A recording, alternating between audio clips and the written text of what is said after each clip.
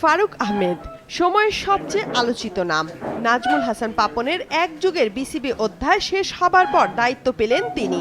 অনেকটা হঠাৎ করেই বাংলাদেশের প্রেক্ষাপট বদলের মতোই বিসিবিতে তার আগমন।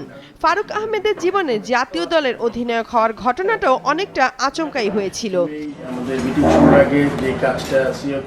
1994 সালে আইসিসি ট্রফিতে বাংলাদেশ সেরা 3-এ থাকলে সুযোগ মিলবে 1996 সালের বিশ্বকাপে। তাই প্রস্তুতিতে কোনো ঘাটতি না রাখতেই তৎকালীন বোর্ড কোচের দায়িত্ব দেন ভারতের মহেন্দ্র অমরনাথকে আর অধিনায়ক মিনহাজুল আবিদিন নান্নু। কিন্তু অমরনাথের সঙ্গে সম্পর্কটা ভালো না থাকায় হঠাৎ করেই নান্নু অধিনায়কত্ব হারান। দায়িত্ব দেয়া হয় ফারুক আহমেদকে। এর আগে বিসিবিতে টানা 3 মেয়াদে প্রধান নির্বাচকের দায়িত্ব সামলেছেন তিনি।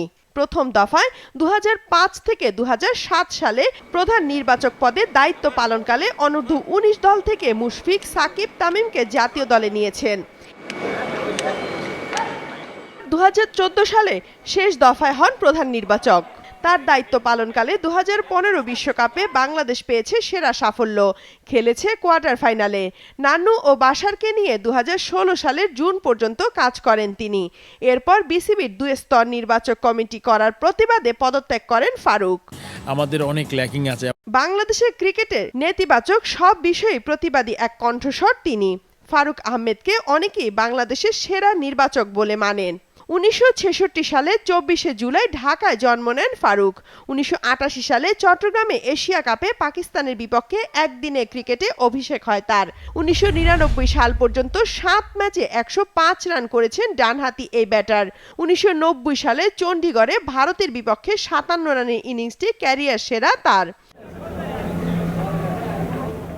অধিনায়কত্ব করেছেন আবাহনী ক্রিকেট দলের, সেখানে দুর্দান্ত ক্রিকেটীয় মস্তিষ্কের পরিচয় দেয়া সুনাম রয়েছে তার।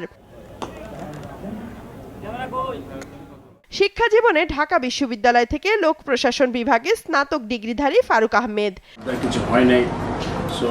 বাংলাদেশের ক্রিকেটের টালমাটাল সময়ে সভাপতির দায়িত্ব নিলেন তিনি। সবারই প্রত্যাশা এদেশের ক্রিকেটকে নতুন পথ দেখাবেন ফারুক।